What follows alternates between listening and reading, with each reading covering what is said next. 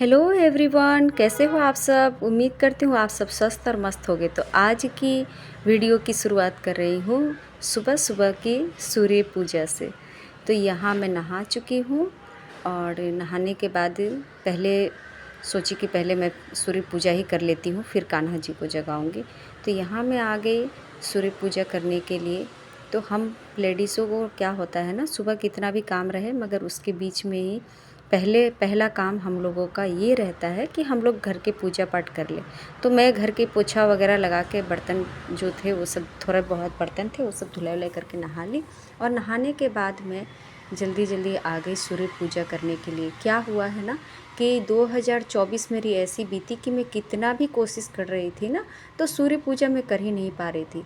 जबकि मेरी आदत थी कि मैं हमेशा ही सूर्य पूजन से ही अपना दिन का शुरुआत किया करती थी। पर न जाने 2024 मेरी कैसी बीती कि मैं बिल्कुल भी पूजा चाह कर भी नहीं कर पाती थी, या तो अक्सर मैं बीमार ही रहा करती थी। तो कुछ इस तरह से गई है मेरी 2024। और यहाँ आ गई मैं कान्हा जी को जगाने। तो उनका ब्लैंकेट हटा दिया और मैं अभी इन दिनों सर्दी है ना, तो मैं इनको स्वेटर टोपी लगा के ही सुलाती हूँ। पूरे ध्यान रखती हूँ कि इनको सर्दी ना लगे। जब मुझे सर्दी लगती है तो इनको तो लगेगी ही ना। और इन दिनों क्या हो रहा है ना कि दिन के समय में थोड़ा थोड़ा धूप आ रहा है तो उससे थोड़ा गर्मी लगती है, लेकिन सुबह और रात को बहुत ज़्यादा सर्दी बढ़ जाती है। कुछ ज़्यादा ही सर्दी बढ़ जाती है। किसी को लगती है या नहीं पता नहीं, मगर मुझे तो बहुत लगती है। तो इन्हें बिठाकर इनको जल पिलाऊंगी और जल पिलाने के बाद मैं जाऊंगी मंदिर साफ़ करने के लिए। फिर सोच रही हूँ कि मंदिर साफ़ करने से पहले इनको पहले नहला ही देती हूँ। तो यहाँ मैंने कान्हा के सब्जी को पिलाया जल, और जल पिलाने के बाद इनको हाथ जोड़कर ये कहा कि आप बैठिए, मैं आपका नहाने का व्यवस्था लगा रही हूँ। तो इसके बाद मैंने पिया गुनगुना पानी, और गुनगुना पानी से मैं इनको लगी नहलाने। तो अक्सर मैं चंदन दही यही यूज़ किया करती हूँ नहलाने के समय। तो कान्हा जी को लगी मैं यहाँ नहलाने। और क्या है ना कि इस मतलब इनका सेवा करने का एक आनंद ही अलग लगता है। और जो लोग भी इनका सेवा करते हैं उनको पता होगा। और मेरे कान्हा ना थोड़ा ज़्यादा ही नटखट से हैं। ऐसे ही अब तो थोड़ा शांत है, मगर पहले तो अक्सर ही मुझे लगता था कि कुछ ज़्यादा ही नटखट हो रहा है, लेकिन अभी थोड़ा सा शांत मुझे दिखाई दे रहे हैं। इसका भी कारण मैं किसी दिन फुर्सत में बताऊंगी। और यहाँ मैं क्यों किचन में ही क्यों नहलाती हूँ पता है ना, कि मैं एकदम से लहसुन प्याज कुछ भी नहीं बनवाती हूँ ना, अपने घर में बनाती भी नहीं हूँ। तो घर शुद्ध रहता है, किचन शुद्ध रहता है। और मेरी मंदिर जो है ना वो किचन में ही है, तो मैं यहाँ आराम से इनको नहला पाती हूँ। तो ये गुनगुना पानी मैंने गमले में लिया और इनको नहलाना शुरू कर दिया। और मेरे कंधे पे इनको नहलाने से पहले ही ना एक तौलिया इनका रहता है। मुझे ऐसा लगता है कि जब हम लोग नहाने के साथ साथ हम लोगों को सर्दी सर्दी महसूस होती है, तो इनको भी होती होगी। तो इस तरह से मैं कान्हा और केशव जी का नहलाना संपूर्ण की यहाँ पे। और ये जो जल है ना ये मैं तुलसी में डाल दूँगी, यहाँ वहाँ मैं नहीं फेंकती हूँ। और आज मैं कई दिनों बाद तुलसी भी तोड़ के लाई, और उसके बाद उनको तैयार करके वहाँ उनके स्थान पे बिठाया। और मेरी मंदिर छोटी है ना, तो मैं मंदिर में कान्हा के सब्जी को नहीं रखती हूँ। मैं जो इतना दूर बैठी हूँ ना, इतना इतना ही जगह है हमारे मंदिर में। मंदिर तो बड़ी ही बन गई है, मगर क्या होता है ना, धीरे धीरे आप एक एक करके चीज़ों को जोड़ते जाते हो ना, तो वो कब मतलब ज़्यादा भीड़ भाड़ हो जाती है ना, पता ही नहीं चलता है। और मंदिर की चीज़ों का तो क्या ही कहना, कुछ कभी कुछ चाहिए कभी कुछ चाहिए, ऐसे करके एक एक करके बहुत सारे कुछ ऐसे हो गए हैं जिन्हें रखने में अभी थोड़ा दिक्कत भी हो रही है। और ये अब मैं सब साफ़ सफाई, मंदिर की साफ़ सफाई करके बर्तन धुलाई करके यहाँ आ गई हूँ पूजा करने। और कैमरे में थोड़ा सा हंसी भी आ गई थी कि अकेले अकेले मैं कैमरा भी करती हूँ और अकेले अकेले वीडियो भी बनाती हूँ, सब अकेले ही निपटाती रहती हूँ। क्या है ना, ज़िंदगी में कुछ अकेले रहते रहते कुछ ज़्यादा ही सीख चुकी हूँ। ज़िंदगी की लड़ाई लड़ते लड़ते, जैसा कहते हैं ना, वो ज़्यादा ही मजबूत हो जाते हैं। तो कुछ इस तरह से हो गई हूँ, अब तो आदत सी ही बन गई है। तो यहाँ लगी मैं पूजा करने। ये मंदिर ना मम्मी बैठकर आराम से बनवाई है, क्योंकि मैं नहीं आ पा रही थी। तो मिस्त्री जब आए हुए थे ना, तो मम्मी ने ये सब कलश और ये कान्हा जी का फ़ोटो और पंचमुखी हनुमान जी का, लक्ष्मी गणेश जी का इस तरह से फ़ोटो लगवाई है मम्मी। तो मतलब यहाँ बैठकर अगर आधा घंटा नहीं 2-4 घंटा भी बीत जाए ना मेरी, तो मुझे बहुत सुकून मिलता है और मैं आराम से बैठ सकती हूँ, कोई दिक्कत नहीं है। और यहाँ मैं 1 माला या 2 माला हमेशा ही, 2 माला तो कम ही, 1 माला में कान्हा कह रही हूँ, श्री गणेश जी के नाम का जपती हूँ। तो ओम गणेशाय नमः जपती हूँ। बतानी नहीं चाहिए शायद, मगर मैं बता दे रही हूँ, मेरे मन में कोई बात नहीं रहती है। तो मैं इस तरह से यहाँ लगी मैं माला जपने, और ये सब कोई बहुत ज़्यादा मतलब बड़ी बात नहीं है, ये सब नॉर्मल पूजा है। तो मैं नॉर्मल पूजा ही कर रही हूँ, कोई भारी भरकम पूजा नहीं कर रही हूँ। हर औरत करती है और मैं भी कर रही हूँ। और दुकान जाने से पहले मैं इतना काम हमेशा ही निपटा के जाती हूँ, करना भी पड़ेगा, क्योंकि बच्चों के ऊपर आप पूजा पाठ छोड़ दोगे तो पता नहीं कब कहाँ क्या दोष लग जाए, क्या हो जाए। और ये हम लोग जो पूजा करते हैं या माला जाप करते हैं, इससे सिर्फ मन की सुकून है और कुछ नहीं। मन का सुकून ही सबसे बड़ा धन हो जाता है कभी कभी। तो ये मन की शांति के लिए मैं किया करती हूँ।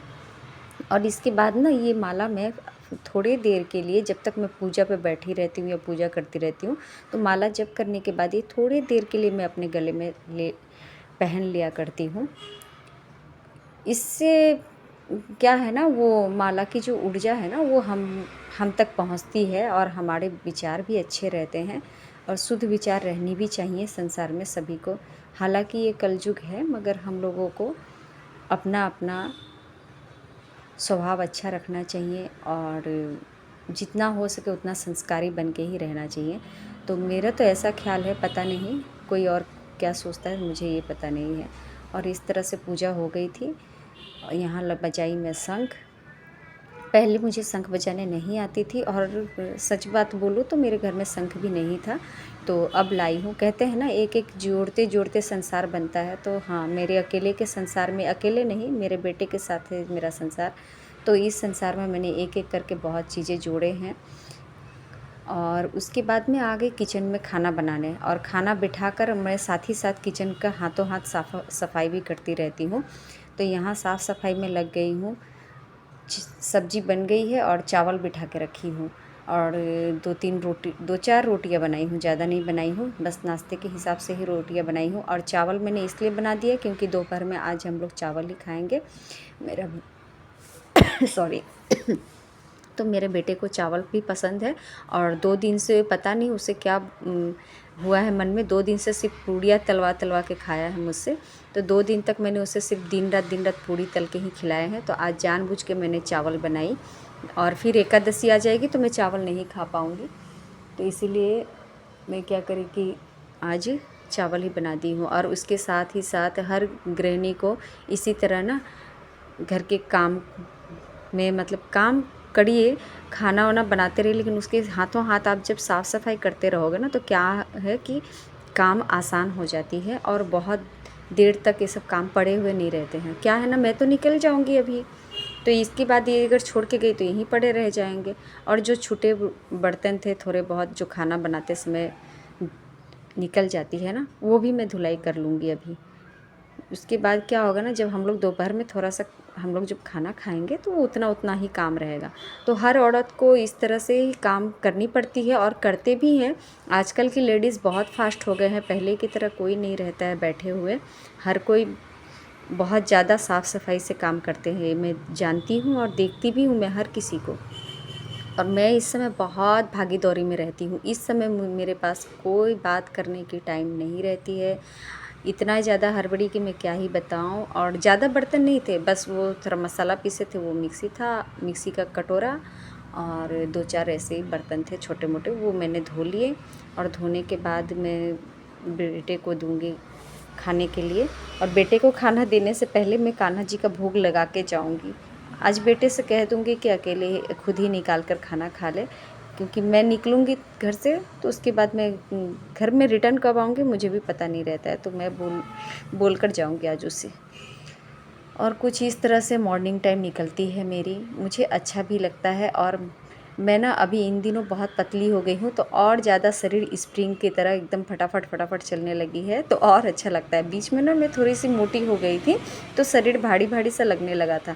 मगर जब 2024 में वो बहुत तबीयत ख़राब हो गई ना, तो क्या हुआ कि मैं एकदम से ही पतली हो गई हूँ। और पतली तो हो गई, बीच में बहुत ज़्यादा कमज़ोर भी हो चुकी थी, मगर अब थोड़ा सा ठीक लग रहा है।